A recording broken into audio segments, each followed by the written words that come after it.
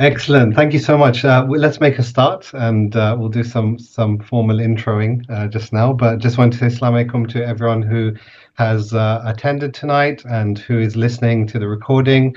Thank you so much for joining us again on our second KEO Connect webinar, where we continue to try and add value to the community through our membership by touching on points that we feel are pertinent for businesses and professionals alike.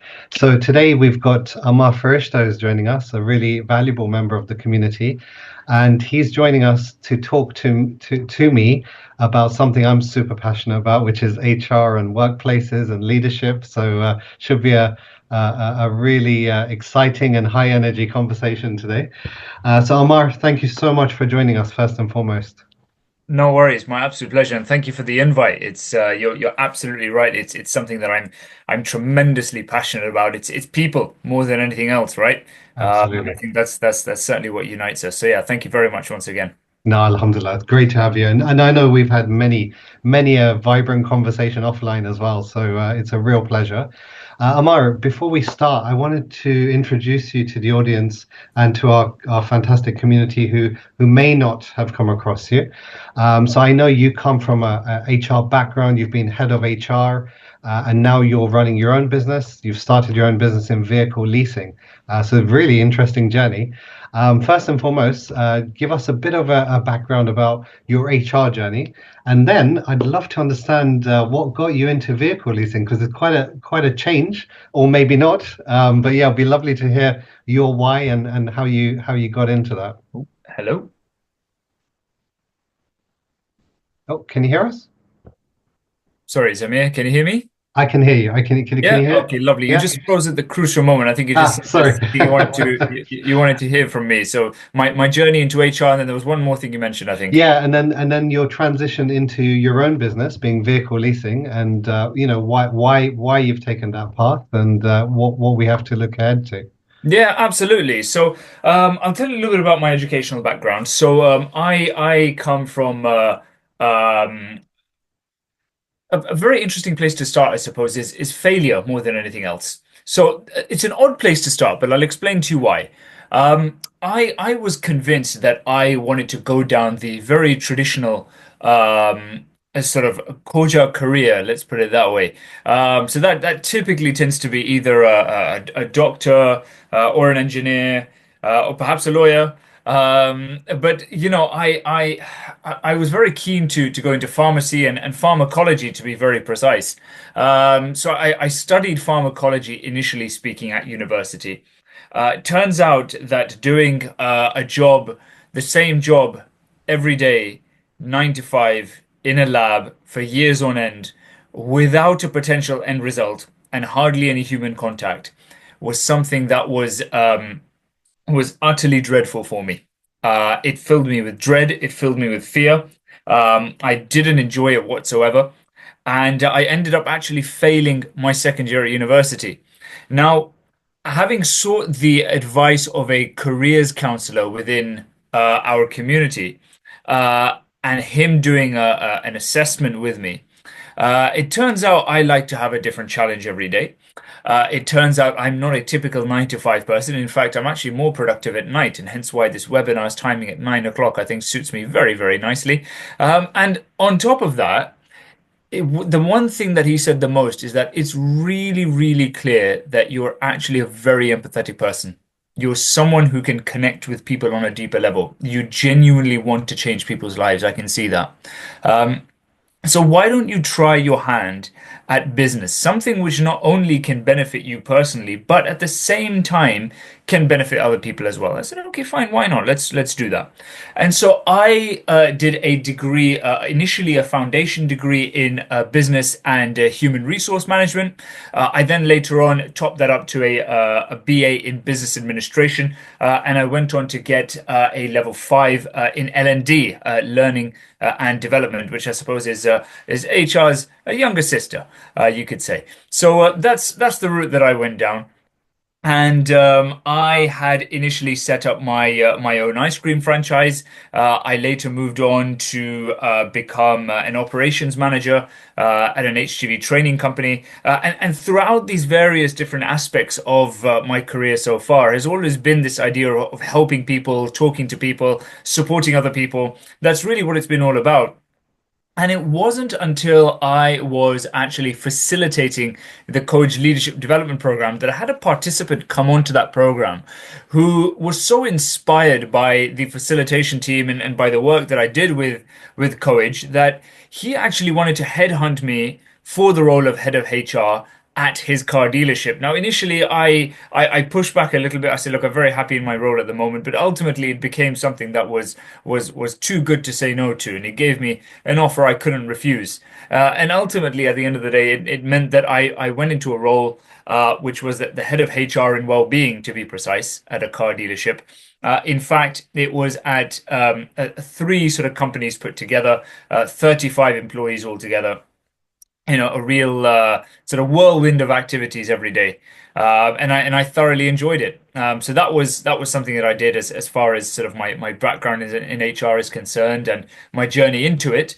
Having said that, though, what I particularly enjoy the most, and as I've already alluded to, has been helping people. And what I found was within the car industry itself is a little bit of a gap, and the gap has been actually finding a process which is honest, simple, and straightforward when it comes to actually either purchasing or leasing a vehicle. And so I decided to go down the route of becoming independent. I am a firm believer that it is only by owning your own business and being self-employed is the true path to having that time freedom as well as having economic freedom. So that was something that I cherished a lot. And so I started my own vehicle leasing company, and at the same time, I also sourced used vehicles as well as a second arm to the business. So this is essentially what I do now full time. It is a step into the unknown to a degree, and it's extremely exciting and petrifying in equal measures. A bit like parenting, I suppose. But that's been a little bit about me. And I'm sorry I've rambled on a little bit longer than perhaps expected, but I hope that that makes sense. No, awesome. You know what? The more the better, because I think it's really nice through conversation to get to understand someone's journey. And there's parts of that journey I didn't even know, and we've had so many conversations. So first and foremost, congratulations, because you've turned obstacles and what you've coined as failure into maybe a first attempt in learning, and you've driven that forward, but you've actually discovered yourself through that process. So what a success, alhamdulillah, that you've actually resonated and drifted towards where you should be, and where your calling was. It sounds like a fascinating journey. So thank you for sharing. Thank you so much for sharing. So here's a question for you. What was your toughest HR challenge so far in your career so far? What was a case or a moment that really defined, and one that you won't forget? That's a great one. So many stories. I tell you what, I think something that came up quite recently, and I think this is one that's actually quite pertinent because I'm very cognizant of the fact that I think the car industry has got a lot of misunderstandings or misinterpretations when it comes to that. Some challenging perceptions. I think part of that includes this idea of greed. That is involved within the car industry. It tends to be a very greedy industry, which it doesn't necessarily have to be. I think it depends on who you have and who you have as someone who is supporting you in your journey to buying or leasing a vehicle. So in regards to greed, I'll explain what's happened from an HR perspective. I had a case of an individual who potentially had committed fraud, or doctored sort of documents in order to try and get a finance application accepted. And I'm sure some people may here have heard about sort of the recent scandals that have taken place within the car industry, in particular to do with the declaration of finance commissions. And so that was extremely problematic to say the Mm. least. And so, I had to conduct a full hearing, dive into the detail, understand, both sides of the story, both from a customer's perspective as well as from the employee's perspective. Really do a disciplinary, and ultimately, it unfortunately led to him being found guilty of that particular misdemeanor. It was seen as something that is, gross misconduct, and Mm. unfortunately, we did have to let him go, which is a real shame because he was the top salesperson, and such a Uh-huh. lovely individual. And I just Mm. believe, it's a combination of factors, but I think that was particularly challenging because that was quite unique, and it was a difficult decision to make. Mm. Ultimately, at the end of the day, purely from a company perspective as opposed to an ethical perspective. Yeah, absolutely. It's that fine line between someone being a great performer and most probably a good person as well, Mm, and sort of breaking a code of ethics that you can't ignore, right? And absolutely. we'll touch on leadership later on, but I guess that is one of the true definitions of leadership. It's weighing up what's right versus what feels wrong, and figuring out where that ethical line is, right? So no, I can quite imagine it must have been a difficult case to handle. But yeah, we'll get into that a bit later on. But yeah, thank you so much for sharing. I think it's these stories that bring HR to light, to be honest, and to life. Because look, otherwise it's just a bunch of mechanics that you got to follow and tick lists that you got to tick off. But it's these sort of stories that make you really learn as an employer or as an advisor, in terms of how to navigate. But yeah, let's look. Today we wanted to spend some time on the Employment Rights Bill 2024 that has been passed and that will now be phased in by the Labour government. Some of which has come in, and some of which will be to come. And so before I jump in, just for those who don't know my background, because today is going to be a conversation between two professionals.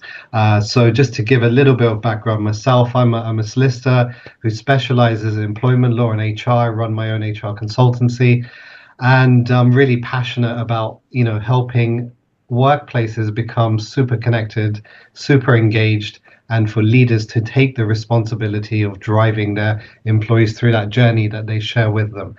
And what we wanted to talk about, Ammar and myself, today is the changes that we're seeing coming through, how that's going to impact the workplace, and our few tips and tricks. Now, obviously, we will caveat that because a lot of the law, the framework hasn't been released yet, so we don't exactly know what this is going to look like. But reading between the lines, we can get a rough idea. And I think there's some excellent areas where employers can start preparing and start changing their mindset more than anything else. Because I think the changes that are coming in are going to need a lot more proactive HR and a lot more engagement with the employees.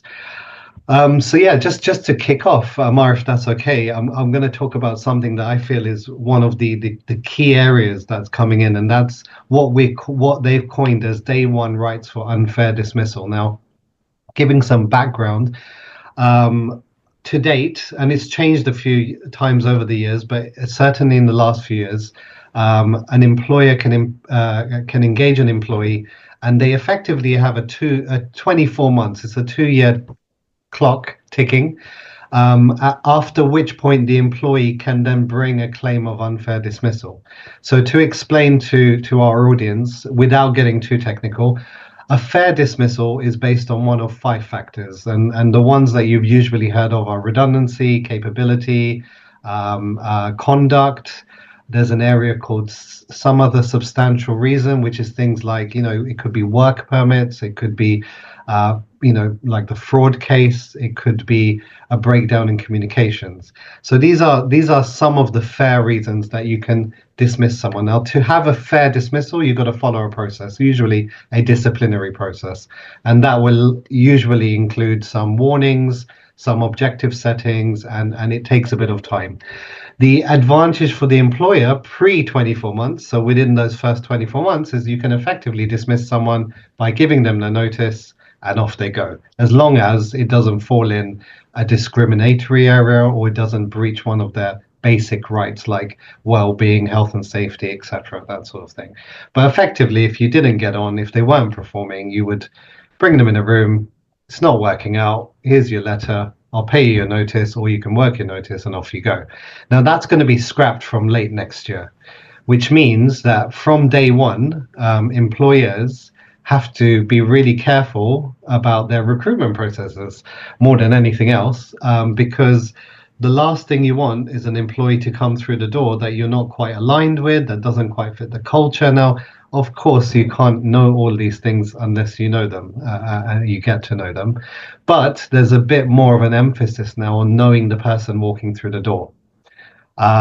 There is some caveat in there that the government has left that the first few months there will be a bit of an easier process while you get to know each other. We assume that will mean probation periods will now have some legal significance because up to now they were more a tool than a legal weapon, if you want to say, if you want to call it, or a legal framework. And I believe from what I've heard, there's going to be a cap of maximum 9 months. So we can have a probation period where it's easier to dismiss, but thereafter, effectively, once you sign off, an employee has all the rights of protection against unfair dismissal. So you can't, for example, just say, "Oh, sorry, it's not working out. Off you go." You're going to have to follow a process. And yeah, just from my perspective, obviously I deal with a lot of dismissals, and there are situations where you can't turn an employee around, or maybe there's just an irreparable damage that's happened between the two parties, or it's just not working out. And this was always a good exit plan. I guess this has come in as well to provide extra protection for employees, so those unscrupulous employers can't take advantage. But it does, especially in an economy like today, it does pose some problems because we already have a lot of tribunal claims going through. Tribunals are ram-packed at the moment, and this will probably only encourage further claims to be coming through, fairly or unfairly. It waits to be seen. But Amar, what's your take on it? I'm sure you've been through dismissals on both sides of the fence from time to time, and how do you see this impacting the workplace? Yeah, I mean, this is the thing. I think allowing for something like this is obviously a lot more robust in terms of its approach. You're quite right in the sense that I think when it comes to the hiring process, I think it's really important that as businesses, they need to ensure that the hiring process is a lot more rigorous. Of course, you're absolutely right in the sense that you can't get a complete understanding of everything until you're really with that person as far as they're then hired. But I suppose I think when it comes to this particular change in the law, I think this will provide some value at least to employees, and give them that opportunity to be heard accordingly.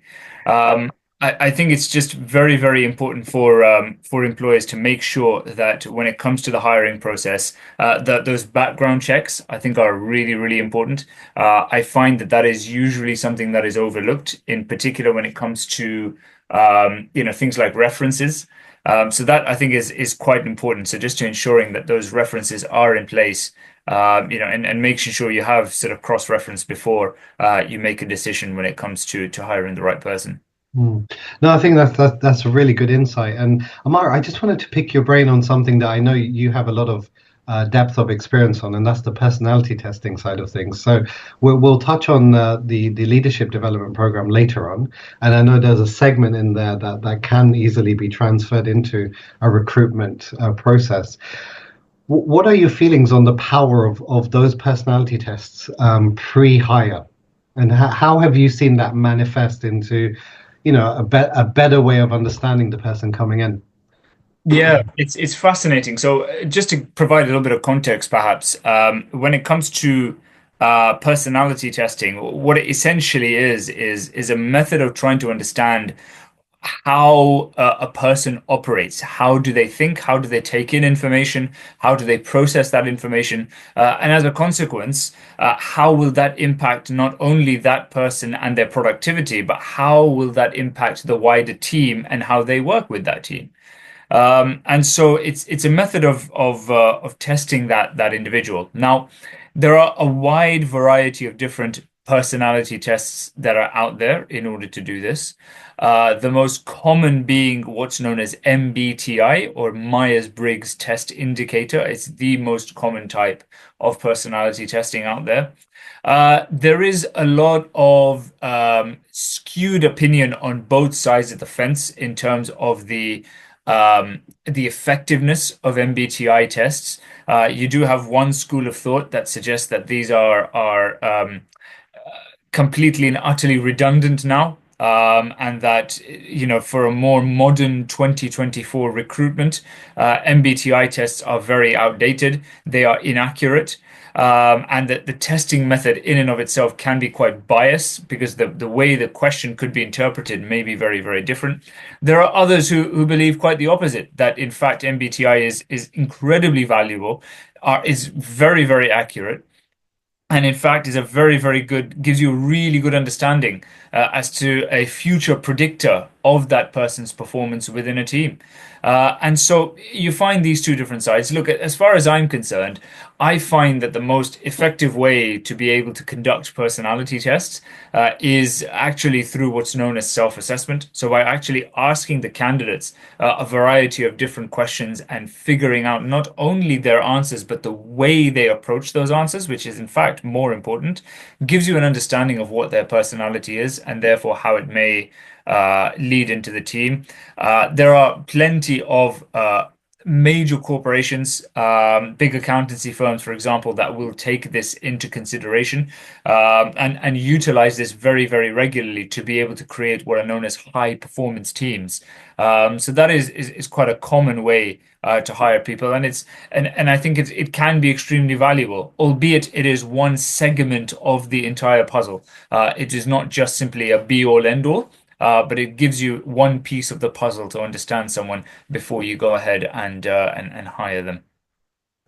No, excellent. I think the other one that I use within our business and for our clients is Disc, Mm, which is a really good profiling tool for, I guess, the way people approach certain things in the workplace and also within teams. And again, Disc and every other personality test, it's going to have its benefits because there's going to be a certain amount of understanding you get of the individual.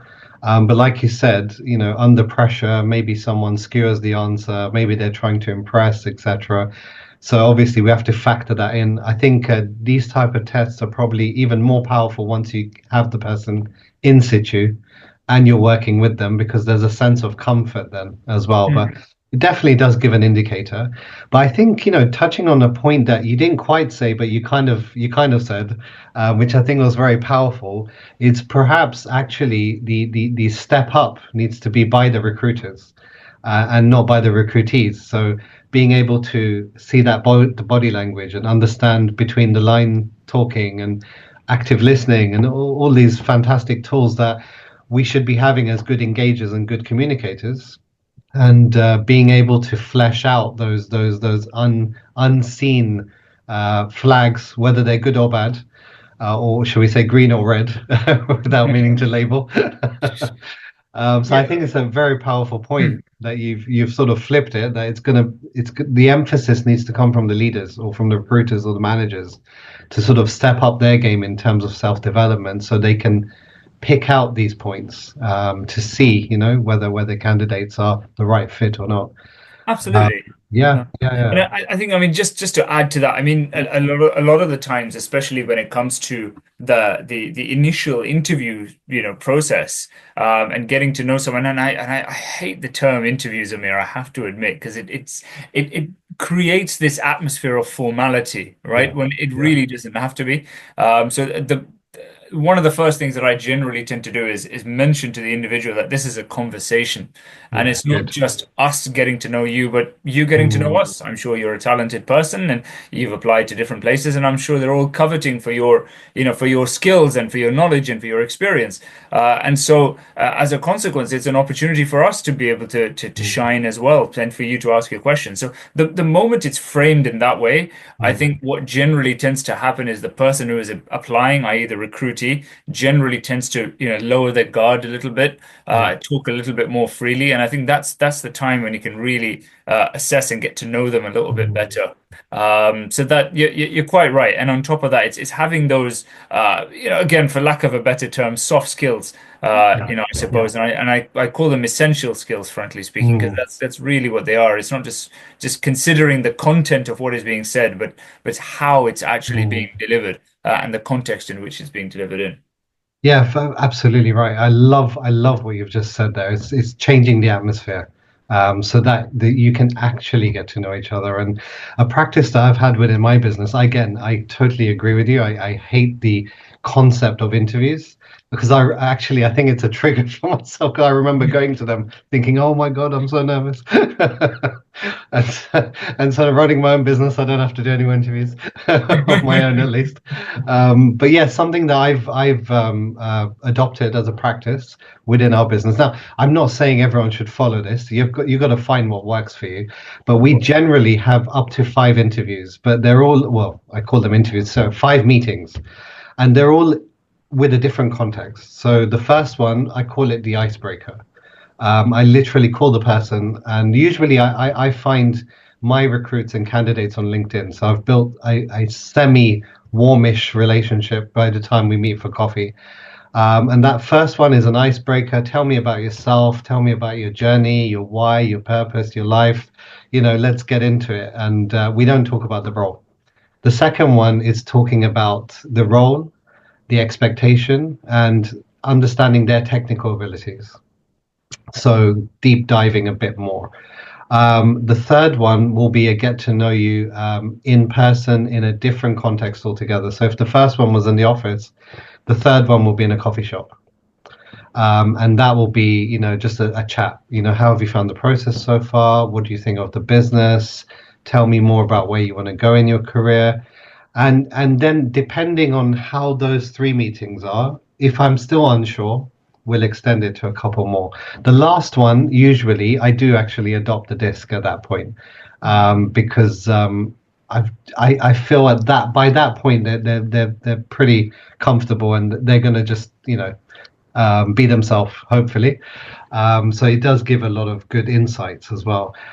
So I think my top tip would be find a process that reflects the business. Now, for me, whether I'm appointing someone in admin, operations, or delivery or sales, the value system is super important. I'm actually not so fussed about the skill set because I believe anyone who's got that initiative, they can develop. That's not a problem.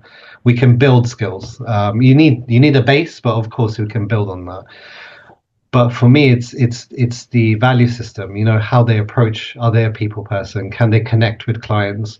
How do they deliver the advice? Is it very mechanical? Is it checklisty, or is it a conversation? Is it consultative? Because that's ultimately what we are. We're consultants.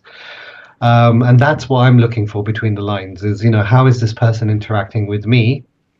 Because hopefully they're going to be a representation of me to my clients, because ultimately I'm trying to hire people that are better than me so I can elevate out and build the business and they can go and sharpen their skills and become experts in their field, right? So I think my top tip is really understand the type of person you want in your business wherever it is, then understand the skills they need for that role, then understand how the fit happens. I think that's been a really successful model for me so far. Yeah, So yeah. yeah. No, I couldn't agree with you more. And I just wanted to re-emphasize something that I think you said there, which is so valuable, which is actually around raising the bar, right? Mm, And mm, and I think as an employer, as a business owner, the moment that you actually hire people who are better than you in that particular area, Mm, you don't have to worry about that particular area then. You can then absolutely. start focusing on what is essentially focusing on the business as opposed to Mm, being in the business, right? for sure. And that's really what it's ultimately what it's all about because you're there to be able to steer the ship. You are the captain of that ship, and you cannot be doing everything at once. I'm sure in the starting point you will be, but once you then start to recruit others, you Mm, want to be recruiting people who are better than you in that particular area so that it yeah. looks after itself. No, couldn't agree more. Yeah, absolutely. Absolutely. Absolutely. Fine. So, yeah. So, another area that's sort of closely linked to the journey of the employee is the fire and rehire. So, I don't know if you've had much exposure on that side, but just to explain again to our audience, um, there's a practice of where you're trying to change contractual terms. An employer might get to a point where there's a gridlock that they can't impose the change and the employee won't accept the change. So in certain contexts, you could before dismiss the employee and re-engage them on the same contract. Now, in certain contexts, it's a necessity because, for example, if the business is going down and you need to make fundamental changes to save the business, then fair enough, you've got to do something drastic. But unfortunately, there have been employers who have abused this process, and what they've done is they know the employee won't leave, so they sack them and give them a contract that they know they'll have to accept because they're not going to be able to leave. And so it's effectively imposing new terms and conditions on them without consultation, which the government has been quite sharp on getting rid of effectively. And I think they're building in, that's the talk, that they're going to build in some exception where there is financial or business difficulties, and where variations cannot be reasonably avoided is the terminology we're being told. So it could be, for example, if you've got a shift type business and the shifts change, you can't help but change the work time because the pattern has changed. So there you would have to. And so, yeah, I think the practice again is trying to get rid of loopholes where you're unfairly in an imbalanced negotiating position, putting the employee in hardship. Is this something you've come across? I'll be frank with you. It isn't something that I've come across yet. Mhm. It's not something that has crossed my desk per se. But I'm sure this is something that is common in certain types of industries. And I'm sure that and I guess that is the whole point of a loophole, right? It's there to be exploited. That is why people find them. Yeah. And so I think closing that is an important part of ensuring that we have a workplace and a work environment that is fair and just Mhm. ultimately, right? And that is what you want in all of that. I think speaking of that, there is another aspect, I suppose, in all of this, which is around 0 hours contracts. Absolutely. Which is the other aspect that they're obviously looking to change, on this front. Now, I know that the government are very, very clear and they're quite committed on banning these types of contracts. Now, just would you mind just maybe giving perhaps a summary or a 60-second understanding of what a 0 hours contract is for those who haven't heard of it? Absolutely. Yeah, yeah, quite right. So zero-hour contracts are basically a non-committal contract where you hire someone, but you don't promise them a minimum number of hours. Usually, you would use this in irregular working patterns. So it can be seasonal. For example, let's take a business like a gifting business. So they might have a massive uptake when you're hitting the periods of Easter, Black Friday, Christmas, these sort of things where you need extra hands on deck. So that's one scenario where you have seasonal. The other is where you have shift patterns which are unpredictable. So, for example, I've got a number of clients in the care industry who have care at home or care homes. And they can't always predict how many hands they'll need on deck. If someone goes sick, you need to bring someone else in quickly. So the 0 hours gives you a semi semi-permanent relationship with the individual, but not promising them anything. When they need to stand down, they're obviously not getting any pay. So that usually should work for both, because you've usually got an employee who doesn't want to commit to too many hours, but is fine with the upsurge when it happens, and you've got an employer who doesn't want to commit to paying every month, but can bring in someone they trust or rely on as and when needed. Hmm. And I guess the area which is most commonly at least spoken about in the media when it comes to these 0 hours contracts is what we're now seeing as a gig economy, right? Absolutely. So especially in this day and age where you've got house prices are sort of through the roof. Inflation is obviously is there as well and has been going up. And as a result, wages have not really increased or have not really kept up with the rate of Mm, change, and people are being forced to think about second jobs, third jobs, looking for stuff to do on the side, and that sort of these side gigs or side hustles for a lot of people actually, are there through 0 hours contracts, right? And they exist through 0 hours contracts. So it'll be really interesting to see how mm, this is going to impact, those particular businesses, for instance. yeah. You think of your classics, things like, those who are maybe driving on Deliveroo or doing, Uber Eats and that sort of thing. These are individuals who maybe, contracted with particular, let's say, particular restaurants at 0 hours Mm, contracts. So the government now banning these types of contracts, I think what businesses will need to bear in mind is having, reviewing their mm, employment model and having yeah. an understanding of how that's now going to work moving forward.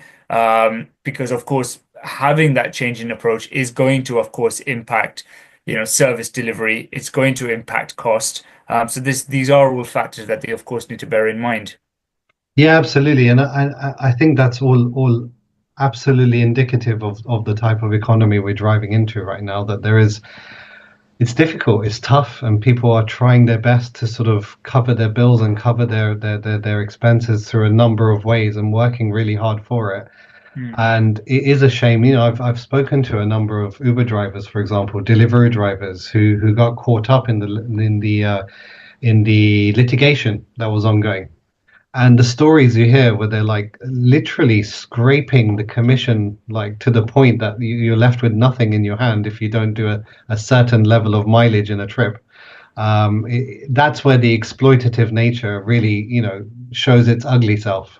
mm, But I think one tip I would definitely share, just from the experiences that I'm seeing with certain businesses, is if you're listening and you are using 0 hour contracts, use them where they genuinely should be used. So for example, if you've got an employee on a 0 hours contract, but actually when you look over a 52-week period or over even a 6 month period, you can see that you are actually hiring them 10 hours a week, then you've got to question whether or not this is really 0 hours. Now, I know that flexibility is nice to have, but you've got to call a spade a spade. I think that's where this sort of thing falls out. And actually, we've seen it in the tribunals. Normally, judges don't go beyond the contract, beyond the agreement, but we're seeing a movement where the judge feels, oh, something's not right here. Giving you an example of a recent case, I was called in to represent a local restaurant. And now, what they were doing, and this was after a bit of digging and peeling that onion, I found out, is they were trying to coin, shall we call it, trial sessions as being unpaid. But in fact, they were making the employee work. Now, when I asked them point blank, because the difference, and maybe this is a topic for another day, but quickly, the difference between a trial session and a paid employment, well, to be honest, there isn't a legal differentiation, but the guidelines are, as long as the person's not working, they are shadowing, they are learning, then you can legitimately say this is a trial and it's not unpaid. If they start working, so if they're in the coffee shop, they can watch the barista, but if they start making the coffee and giving it to the client or customer on a regular basis, that's when it stops being training. And so in this restaurant, obviously he said, no, no, no, no, he was there on a trial. And when we started uncovering, it turned out that actually he was making him sweep the floors and clean the cooker hobs and do all sorts of things. And at that point, I said to the client, look, I can't represent you because you're telling some porkies, but just pay. And they ended up paying because, to be honest, it was absolutely payable work. So I think that's the line. This is an extreme case, but anyone listening, that's the line you've got to ask yourself, is this genuinely the case of the relationship that we have with this employee? And if you feel it's not, capture what is the case. Because I feel it's only right for you and for them. And it's going to save you a lot of headaches later on. So that would be my top tip, just capture what's actually going on. Really important. Mm. And I guess in all of this, I suppose one thing to maybe consider is actually around what is it that these business owners are doing when it comes to not only the hiring process, but it's also around how are they going to keep their employees as well, right? So I think there's one thing around considering how you're going to be hiring, and we've talked about, things like, the unfair dismissal changes. Mhm. We've talked about obviously the 0 hours, the fact that we need to think about how we're going to hire staff, sorry, but we also need to think about employee retention as well, right? And how we Absolutely. do that. And I suppose part of that is actually creating a company culture and Mm. creating a value system. You talked about values as well. Where do you think, and I think it'd be good to perhaps steer this conversation in the direction of leadership, because I know this was something that we did promise our attendees as well. Absolutely. Where do you think, leadership and good leadership lies in all of this when it comes to tying it up with HR as a Mm. concept? No, absolutely. I think it's critical, especially in the modern day, especially in the SME model. I think in the corporate world still catching up. And employee engagement in the corporate world means something very different to the SME world. When I started my curiosity as to what employee engagement is a few years ago, I could never get my head around it, first of all, because it seemed like it was some sort of workshop you had to run to let the employees know that this is why we're fantastic and that's why you should love us. Um, and it didn't resonate at all. But over the years, as I've sort of sometimes informally guided clients on how to engage employees better, I think what I've learned is that it starts with the leadership. It starts right at the top, in fact, with the founder, with the owner, with the directors, and how they filter down. Now, the exercise now run formally with clients is, capturing your values. And to capture your values, you need to capture your purpose first. So, why is it you've started this business, or what is it that drove you to start the business? Like your inner why. Now, some people will come out with the obvious financial freedom. I wanted to be my own boss, and I always go back to them and say, look, that's the result of your why. That's not the why. What is your actual why? Well, let's dig a bit deeper. Once you start finding out what your intrinsic mission was for this particular purpose that is your business, you can then start what I call the doing words. So values for me are not, labels on a wall, which is very corporate. Honesty, integrity, transparency. My favorite one. How do you benchmark that? How do I go, Ammar, you're not transparent enough? You'll be like, well, can't you see right through me? I don't, it doesn't make any sense, right? So I really believe we got to transform these values into doing words. So integrity is not just integrity, it's we're always going to do the right thing in the situation. Yeah. Honesty is we're always going to openly own what's going on and tell people what's going on. You got to turn it into a doing word. And then if you can do that, your team, you become a mirror for your team, right? So you're going to act it and they're going to react to it. And they're going to take those values. Like we say, you become the sum of the five people around you. Well, we're at work a lot during the day, and you are around more than five people sometimes. And I know that the context of that is the five closest, but I believe there's a major rub off at work as well, where you're dealing with people. You will pick up habits, you will pick up traits. And I think it starts with that's why it's so critical not just to run workshops and cultural surveys, but actually get get into the midst of it as a leader and say, look, this is what I believe in, this is why you're here, and let's go on the journey together, if that makes sense.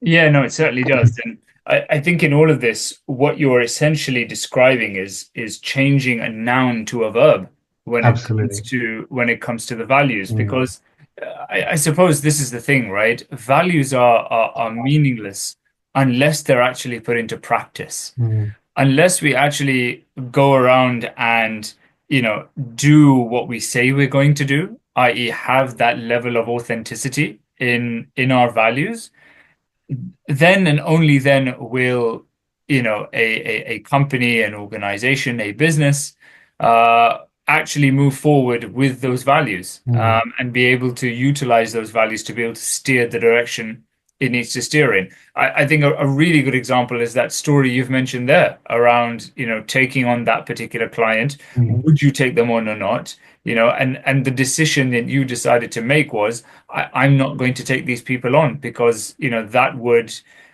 would go against the value that I have in mind, which is integrity, right? mm. Absolutely. And so I think ultimately this really is what it's all about when it comes to leadership, when it and how it links to those values. Yeah, for sure, for sure. No, absolutely. And to translate this into a bit more practicality for our audience, there's a couple of exercises I've picked up along the way. One's from, someone I love to bits, Simon Sinek. Mm, Like this guy just he's the gift that keeps giving. And I've got a slight twist on his formula, but I think it works really well. So when mm, he's asked, how do you find your why?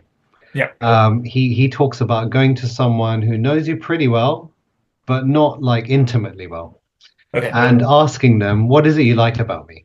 What is it that makes you feel good about me? Why are you my friend?" Effectively, and then playfully he talks about how they're going to say, "Oh, you're amazing and you're lovely and blah blah blah."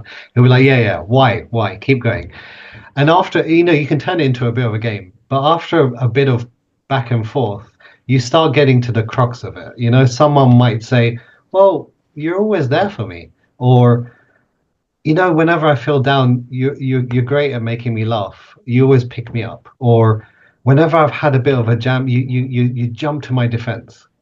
Now, what we learn from that's not our why, but that starts to reveal our values. That starts to reveal the inner workings of ourselves. What you need to do is capture those, write them down. Now, my slight twist on it is go to someone who doesn't know you very well, go to someone who kind of knows you pretty well, and go to someone who intimately knows you well, and repeat this exercise. Mm, Because the average, what you'll get is you'll get extremes on both sides, but you'll also get things you didn't see coming. Because someone who doesn't know you well will see you at face value. Whereas someone who knows you really well, like I say to Doreen all the time, she'll say, how did I do? And I said, well, there was a bit where you were nervous, but only I would know that because I know you, but no one else would see it. And she'd say the same to me. You got flustered a little bit in that speech, but no one would even recognize it because I know you. mm, mm. So obviously, a distortion of who you are because someone knows you too well, right? So if you can get the average of the three, that's a good indicator of what are your qualities in terms of your values, and then you can work backwards. So at the LDP we were talking about our purpose statement, and it's taken me a few years and a few tries to get to it, but genuinely mine has sort of revealed itself as being, I love to engage people, I love to figure out how I can help them grow, and I love to connect them. So those three words are really important to me: engage, grow, connect. Really. Now, these could be seen as my values, but they strung together become my purpose, right? And so that's what we're looking for. I always say to someone, when you're looking for purpose, it's not this big, groundbreaking, world-changing thing you're looking for. It's who are you? What do you live for? What makes you tick? What makes you smile? So that exercise, I think, is really, really powerful. Um, and the other one is where we talk about value systems. So again, similar exercise with people, I would say with a work person and with a non-work person and an advisor. And you say to them, in a tough situation, how do I react? Um, and hear, so we don't want to hear the good, we want to hear the raw, the natural. How did I react in that argument? How did I react in that conflict? Again, your values start to come out because in the most difficult scenarios, that's when your values become actually raw. It's really easy to have good values in a great scenario because you've got no pressure. There's nothing pushing that coal to get the diamond out, right? And that's where we learn as well, right? So you might not hear everything you want to, but it's great because that's exactly what you want. You want to hear exactly the raw animal nature of yourself so that you can either amplify it, but deliberately, or correct it, turn it slightly and change it into a positive momentum. So those are two exercises I found really valuable. And I've done that with a number of employers and leaders and managers. And it opens your eyes a lot, right? Because suddenly you know yourself a lot better. You can start understanding someone else, and you can start understanding they've got their own point of view as well, right? And yeah, I should really mention, given time is short, how powerful the leadership development program has been. And I've just attended last month with yourself being one of the fantastic facilitators. And Ammar, I'd love for you just to tell us a bit more about the leadership development program. I think it's a program that really hasn't been exploited by our community as much as it should have. Just giving my couple of nuggets that I gained from it. It was 4 days of absolutely getting to know yourself and how you interact with other selves and how that fusion can make the magic happen. And it was brilliant, going into areas of your life and your decision making that you wouldn't even think of. So, Ammar, I'd love to get a bit of an insight on your journey there, being a facilitator as well. Because it was a beautiful program, and yeah, definitely many more people can take advantage and learn from. Yeah, no, thank you so much, and it means the world to me to see that you've benefited tremendously from the program, and you advocate so highly for it. This is something that I always mention to people whenever I do talk about the LDP. That the way that I see it is that it's the Swiss Army knife of personal development, right? So it is you can utilize that tool in any context that you'd like to utilize it. So whether that be to enhance your relationship, whether that be to upgrade the way that you operate as a parent, whether that be to enhance your management skills in the workplace, however you want to utilize that particular tool, you can utilize it in any context you want. Now, you mentioned there quite rightly about the leadership development program and the fact that it's not really being exploited well enough by our community. And I think that the leadership development program has a little bit of a misnomer to it because, when people think leadership development program, they go, "Oh, hold on a minute, I'm not really a leader though. I just do my thing. I do my thing at work. I'm not really managing a team per se, or I may manage a team, but not anything too formal. I don't really have any political role as for a leadership role, in the mosque or in the community. So I don't really consider myself a leader. But I think the reality of this program really is precisely what you said. It's to get to know yourself first and foremost. The program that we have is fundamentally driven by the values that we've talked about, and we've already spoken quite at length around values. So I'm not going to talk about that too much, but I think that the main thing around the leadership development program is around this famous hadith, right, that we think about that which was mentioned by one of either Rasulullah, one of the Aimmas, that is, man arafa nafsahu wa man arafa rabbahu, he who knows himself knows his Lord. And ultimately the driving force behind this leadership development program is connecting with our creator. And the way to be able to connect with our creator is actually to really get to know him, and to get to know him we need to know ourselves. And so getting to know yourself through this program is done through a variety of different ways. There are a variety of different tools that we utilize in order for people to get to know themselves and how they operate in the world. I think one of the most transformative, and I don't utilize that term lightly, it Mm, really is transformative, I think, to so many people. And there are so many people who have, stories of, those who are nervous about public speaking, and now they publicly speak on a regular basis. You've got mm, those who have recognized that they have been difficult mothers or have been absent fathers and have managed to change that around 180 degrees and are now so much more active in the lives of their children. It really is a transformative program, and the way in which that transformation happens is actually through a process of reflection. We mm, are encouraged so many times, especially from a faith perspective, around, ensuring that we reflect, we ponder, we think, we consider. We have all these different things that we are encouraged to do, and especially in the Quran, it's mentioned so many times how this is a verse for people who reflect, or this is a absolutely. verse for people who ponder. Mm, And this particular community is labeled as such, as a people who ponder or who think or who reflect. And yet, how many times, in our lives do we actually get an opportunity or even make an opportunity to reflect deeply? I certainly didn't prior to going to this program. And this program really enforces that. And I think that's really where the change happens. So, for me, the LDP is and always will be, I think, transformational. So long as it's, you go all in, you put in the work, you invest, and make sure you give it everything, because then ultimately that's when you get the fruits of your labor, as they say.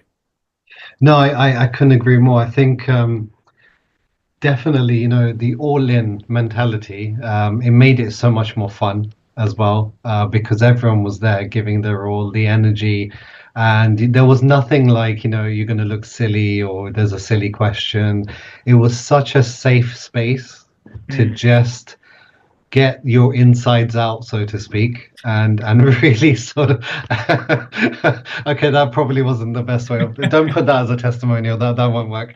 But yeah, just really trying to, like you said, deep dive and really understand what you're thinking and why you're thinking and who you are. And I'd go back to, we're all leaders. We're all leaders because we're either leading ourselves or we're leading someone, whether it's a spouse, a sibling, a child, a friend, or we're leading an organization, or another Simon Sinek one is that a leader is not the person at the top of the chain. Sometimes the leader is in a department that's obscure, but they become a role model and they inspire those around them.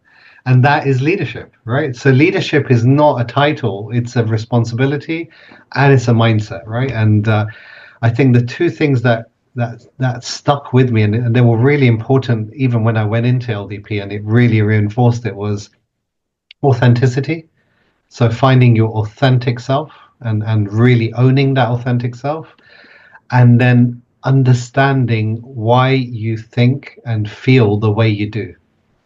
Because once you master that, and I tell you, I've been on a number of self-development courses, but this 4 days, I was saying to Dr. Akbar, it really woke me up to a few things about myself that I kind of knew, but this shone a light. And I've used that actually since, even between the two weekends, I find myself doing things more deliberately, which is amazing because suddenly you have so much more power and control over your trajectory and your momentum. It's fascinating. So yeah, I think I've gushed enough, but I couldn't recommend it enough to anyone listening. But yeah, look, Ammar, it's I'm conscious we're creeping towards the end of our time, and it's flown as Indeed. usual. As usual, it's always a massive pleasure chatting to you. But before we go, how do our members get in touch with you with regards to the vehicle leasing side of things? So your new endeavor. Obviously, feel free to put some information out on the KO promos group. But also, how do we get in touch with you? Yeah, absolutely. So there's a variety of ways you can do so. I am there on some of the name of my company is Remora Vehicle Leasing. I have my own website, of course, remoravehicleleasing.co.uk. I'm there on all the socials, so Facebook, Instagram, TikTok, and LinkedIn, of course, as well. But I think the fastest way to reach out to me is via LinkedIn. So just send me a LinkedIn request, and more than happy to get in touch with you about your leasing journey. Amazing, amazing, amazing. Now, Mara, thank you so much for being here. I think we need another session to talk about emotional intelligence because I Oh know that's yes, another area that you are a superstar on, and I know you've got a lot to share on that. But that is another segment, I think, to do it absolutely. justice for another day. But look, Indeed. Amar, it's been such a pleasure as always. Thank you so much for making time as well. Really appreciate. Likewise. I'm glad we could, engage your night owl as well, which is good. But yeah, inshallah, hopefully we'll hear more and talk more very soon. But I just want to say thank you from everyone at KO. Yes, thank you very much, and thank you for the opportunity, and I appreciate all the attendees coming on, especially this late hour as well. So yeah, thank you very much indeed, everyone. No, absolutely. Yeah, big thank you to everyone who attended, everyone who's going to listen, inshallah. And if you have any questions following, just reach out to either of us. We're both on KO. We'll be more than happy to grab those and chit chat more. But take care and have a great night, inshallah, and we'll see you soon. Thank you. Take care. All right. Kudafis. Bye.